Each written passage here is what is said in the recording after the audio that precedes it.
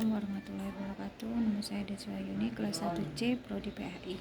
Di sini saya akan membacakan tugas resum dari Bapak Fikri Farikin tentang Ahlus Sunnah wal Jamaah Nahdlatul Ulama (Aswaja NU). Secara organisatoris, Ahlus Sunnah wal Jamaah mengalami pelembagaan di tengah-tengah Muslim Nusantara sejak kehadiran KHM Hasyim Asy'ari dan generasi Muslim pada zamannya. Bersama kolega-koleganya, KHM Hasyim berhasil mempelopori berdirinya organisasi Islam Nahdlatul Ulama atau NU secara legal berbasis pada Ahlus Sunnah wal Jamaah.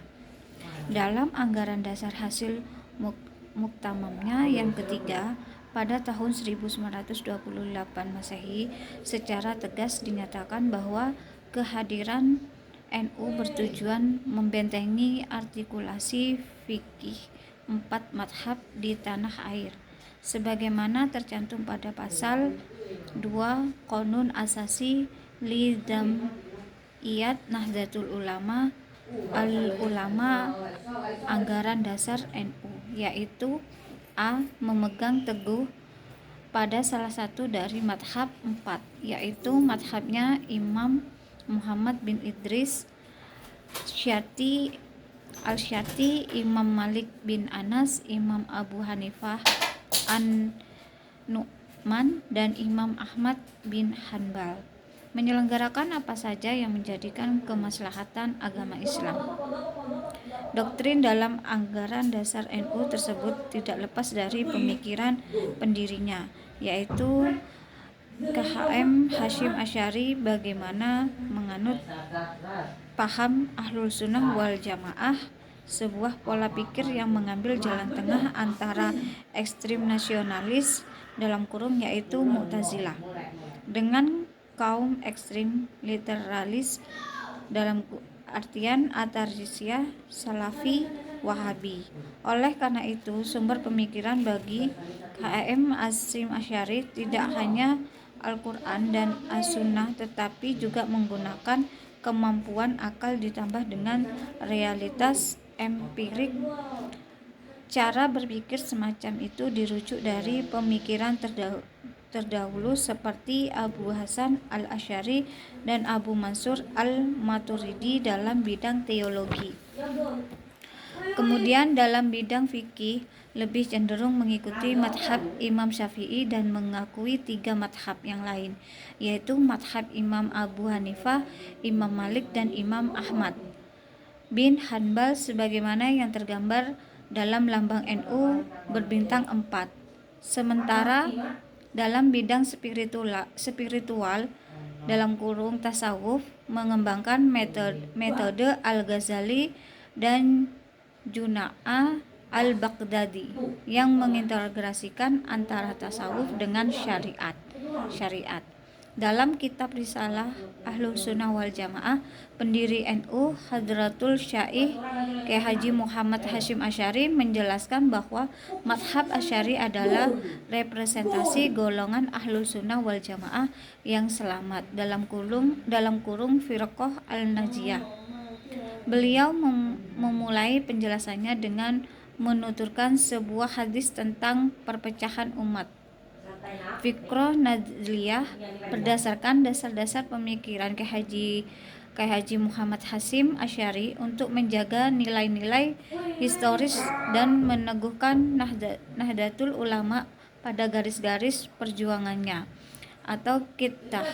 NU secara resmi membuat Fiqroh Najliyah metode berpikir ke-NU-an, metode dasar yang ditujukan untuk menjaga konsistensi warga Nahdlatul tetap berada pada koridor yang telah ditetapkan dalam Musyawarah Nasional Ulama nomor 02/Munas 7/2006 di Surabaya tentang Bahsul Masal Maududiyah Fiqroh Najliyah. Definisi tersebut bila dikonsultasikan dengan diktum 3 butir mutiara Qid'ah NU yang disarikan dari keputusan Muktamar NU ke-27 tahun 1984 di Situbondo menegaskan dasar-dasar paham keagamaan NU bersumber dari Al-Quran, Al-Sunnah, Al-Ijma', Al-Qiyas dan menggunakan jalan pendekatan bermadhab yang dipelopori salah satu dari madhab Hanafi, Maliki, Syafi'i, dan Hambali. Di bidang fikih dan NU mengikuti pendirian bahwa Islam adalah agama fitri, bersifat menyempurnakan dan tidak menghapus nilai luhur yang sudah ada. Keputusan Musyawarah Nasional Ulama nomor 2/Munas/7/2006 tentang Bahsul Masail Madlu'iyah Fiqroh Nadliyah A. Muqaddimah pembentukan Jamiah Nahdlatul Ulama dilatar belakangi oleh dua faktor dominan. Pertama, adanya kekhawatiran dari sebagian umat Islam yang berbasis pesantren terhadap gerakan kaum modernis yang meminggirkan mereka. Yang kedua, sebagai respon ulama-ulama berbasis pesantren terhadap pertarungan ideologis yang terjadi di dunia Islam pasca penghapusan kekhilafan Turki, munculnya pan-Islamisme yang dipelopori oleh Jamaluddin Al-Afghani dan gerakan kaum Wahabi di Hijaz. Gerakan ulama yang berbasis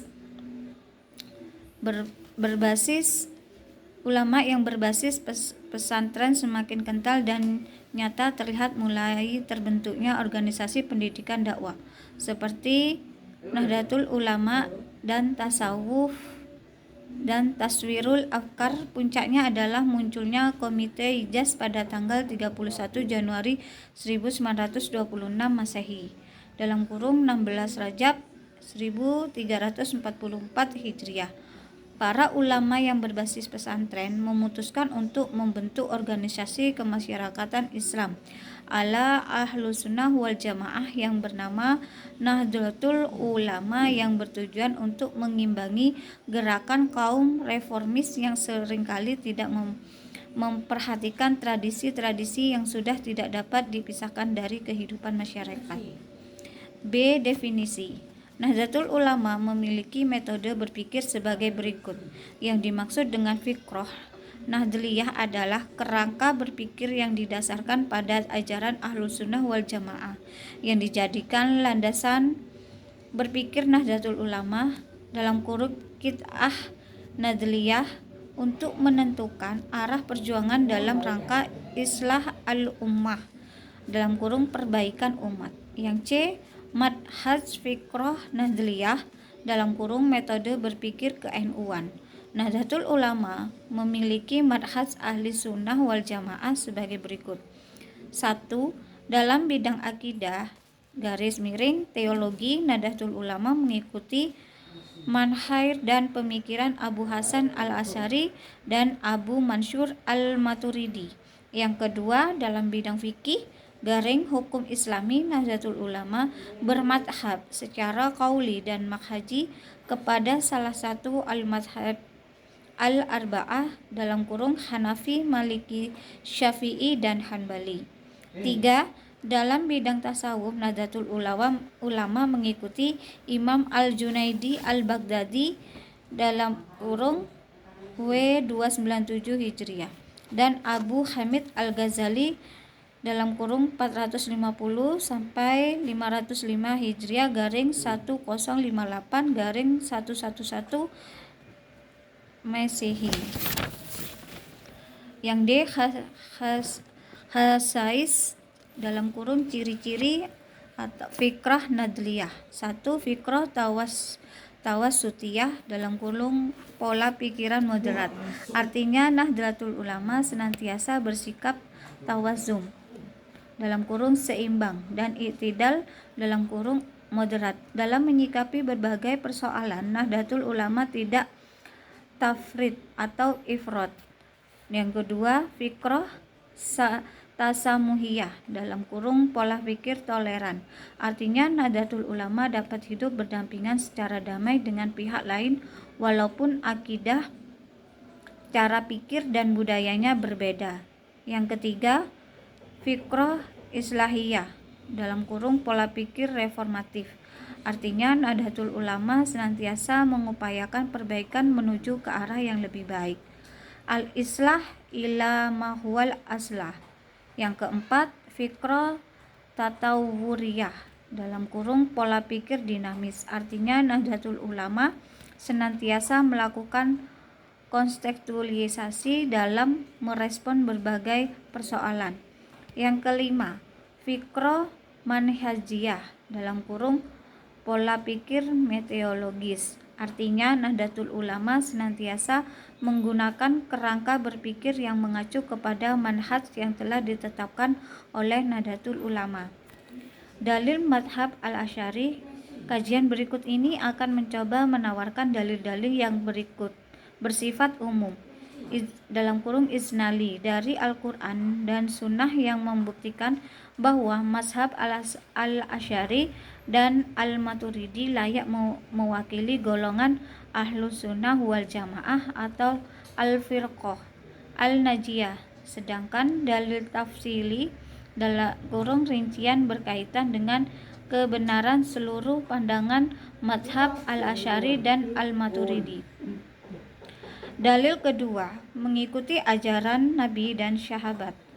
Sifat Ahlul Sunnah wal Jamaah. Yang kedua adalah mengikuti ajaran Nabi dan ajaran sahabatnya seiring dengan hadis. Dalil ketiga, pengayom dan rujukan umat dalam urusan agama. Ciri khas Ahlul Sunnah wal Jamaah yang ketiga adalah ulama-ulama mereka selalu tampil sebagai pengembang ilmu agama dan rujukan kaum muslimin dalam setiap generasi. Dalil keempat, golongan yang mendapat hidayah. Golongan yang selamat adalah golongan yang mendapat hidayah dari Allah sebagaimana ditegaskan dalam Al-Quran berikut ini. Walladzina jahadu fina lanahidi annahum sujulana wa innallaha lama al-muhsinin. Dan orang-orang yang berjihad untuk mencari keridhaan kami, benar-benar akan kami tunjukkan kepada mereka jalan-jalan kami. Dan sesungguhnya Allah benar-benar beserta orang-orang yang berbuat baik. QS Al-Ankabut. Pertama, jihad dengan berdebat ilmiah menghadapi orang-orang yang menyimpang dari kebenaran dengan tujuan menegakkan kebenaran dan mengalahkan kebatilan. Kedua, jihad dengan peperangan menghadapi musuh-musuh agama yang ada di berbagai perbatasan negara-negara Islam. Sekilas tentang sejarah mazhab al-Asy'ari. Mazhab al-Asy'ari adalah mazhab teologis yang dinisbatkan terhadap pendirinya, Al-Imam Abu al-Hasan al-Asy'ari. Mazhab ini diikuti oleh mayoritas kaum muslimin Ahlul Sunnah wal Jamaah dari dulu hingga kini. Mayoritas ulama dari berbagai kalangan seperti ahli hukum, ahli tafsir, ahli hadis, ahli teologi, ahli bahasa, gramatika, sejarah, dan lain-lain adalah pengikut mazhab al-Asy'ari. Mayoritas ulama dari berbagai aliran seperti Syiah, Khawarij, Mu'tazilah, dan lain-lain juga menyepakati bahwa mazhab al-Asy'ari lah yang mewakili golongan Ahlus Sunnah wal Jamaah. Lahirnya mazhab al-Asy'ari. Membicarakan lahirnya sebuah aliran sangat terkait dengan konteks sosial dan pemikiran pada masa aliran tersebut lahir. Oleh karena itu, dalam membicarakan lahirnya mazhab al-Asy'ari, kita harus meneropong konteks sosial dan pemikiran yang melatar belakangi lahirnya mazhab tersebut.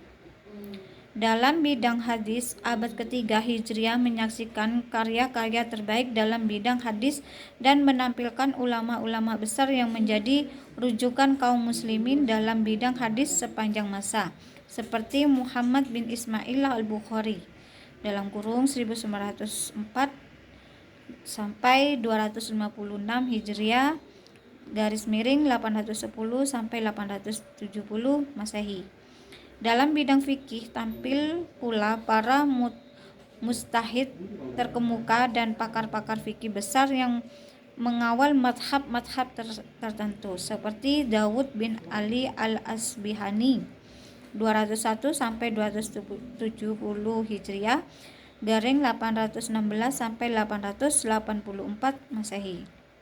Dalam bidang tasawuf, abad ketiga Hijriah merupakan masa terbaik dalam perkembangan ilmu tasawuf, di mana pada saat itu mulai diperbincangkan aspek-aspek tasawuf yang belum pernah menjadi objek kajian pada masa sebelumnya, seperti pembahasan tentang seluk-beluk etika nafsu dan suluk perjalanan spiritual seorang sufi menuju Allah yang belakangan ini dikenal dengan istilah maqamat dan ahwal. Terima kasih atas penjelasan saya. Wassalamualaikum warahmatullahi wabarakatuh.